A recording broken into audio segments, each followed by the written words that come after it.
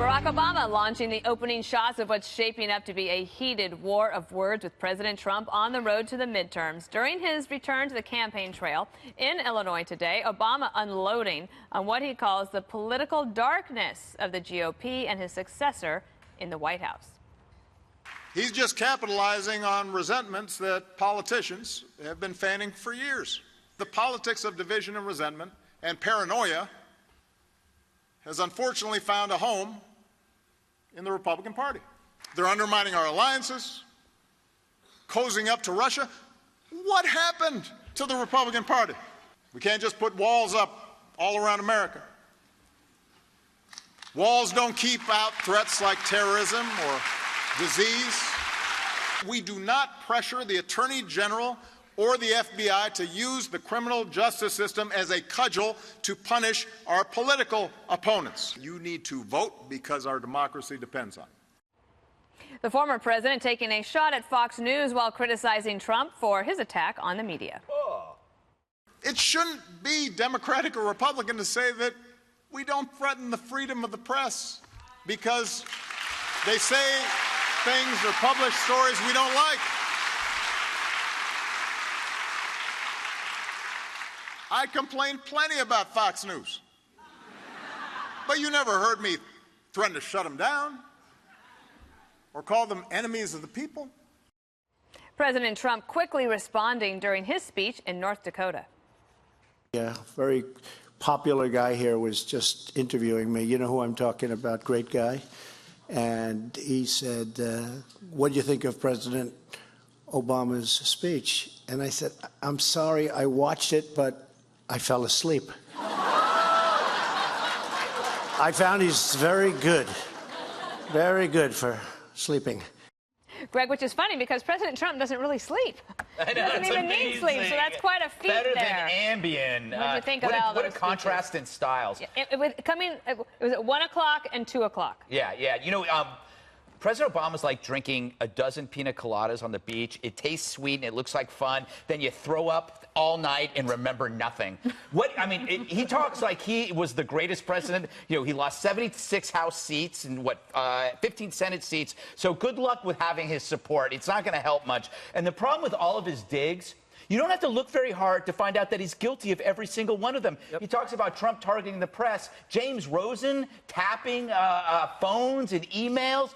Come on. I mean, Trump talks that game, but Obama acted it. And when you talk about resentment and paranoia, that was the progressive wing of the Democratic Party, always the oppressor versus the oppressed. Talk about cozying up to Russia. This was the guy who mocked Mitt Romney because Romney said Russia was a threat. Obama was the one that mocked him. Last, he said, how hard can it be not to say Nazis are bad? Trump sent a Nazi back that was in the country while you were president, and you couldn't even say radical Islam. There. The good news is, Jesse, that Barack Obama can still get a rise out of Greg. Yeah, I think a couple had some pina coladas last night. It's pretty obvious. I think Greg put it very, very well. I'd only add a few things. It was such a boring speech. I had to watch it. And Trump says more in 10 minutes than Obama says in 1 hour. It's so refreshing, this president, compared to the last president, where you could drive a truck right through each sentence.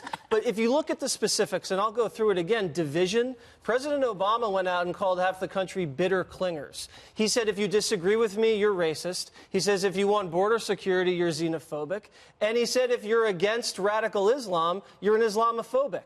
And Trump's a racist? Please, you've been palling around with Farrakhan and Reverend Wright your entire life. Cozying up to Russia? I mean, he was whispering sweet nothings in Putin's deputies' ears and said, I'll do whatever you want after the election. Let Putin run wild. Don't give me that. And he's saying Trump's abusing the Attorney General's office. It was Obama's team that spied, that abused FISA, that wiretapped their political enemies. So don't give me that. And advice for the Democrats, he left that party in shambles. If I was a Democrat, I'd say, no thanks. That is an interesting point, Juan, that I wanted to get your take on, because President Obama is out there on the campaign trail because he wants to gin up the liberal base, the Democrats. President Trump is out on the campaign trail because he wants to gin up the conservative base. But at some point, does President Obama risk overshadowing the next generation of Democrats? Because Barack Obama is not on the ballot. He's never going to be on the ballot again. And when he's not on the ballot, Democrats haven't done that well. No, but I think you're in a situation where President Obama is welcomed, especially in states where there are important swing elections. So you're going to see a lot of Obama in California, for example, Dana.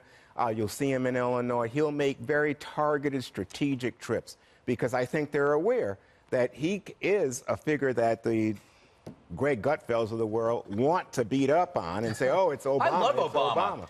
So, but that when he's, but even if he goes to those local targeted races, which I know he's picked 7 in California, where the right. challenger is right on the heels of the Republican there, or right. even ahead. Yeah. But every speech they give is now national. No, I think that you have to also consider he's also doing a lot of private events to raise money and that kind of thing. But I think that what you're getting in this midterm election is people are saying, you know what, we need all hands on deck. And you need the power of the former president. Some people would argue he is the leader of the Democratic Party. Until there's a new one. And so, yeah, and so I think that they want him out there, and I think they value him greatly. Contrary to what Greg says, you know, the Justice Department... And Jesse. Don't forget Jesse. You just pick on me. Oh, sorry. You know I don't mean it. You know I don't mean it. All right. Well, let me get, can I get Dagan in here? But I want you to listen to what President Trump said, President Obama said about the economy, and then President Trump responded. Let's take a listen to that. You read my mind. The actions we took during that crisis returned the economy to healthy growth and initiated the longest streak of job creation on record. I mention all this just so when you hear how great the economy is doing right now, let's just remember when this recovery started. Okay, the recovery did start then, but one thing that's interesting is it was the tax cut package and the dereg piece that really put the fuel on the fire to make it roar. It was President Trump's policies that have taken this economy to a higher growth plateau. That you have, the recovery started in 2009, but this morning we found out that last month wages are growing at the fastest pace in the recovery since 2009. That we have job growth this year that is actually so far in the first 8 months, on average, it's faster than it was last year.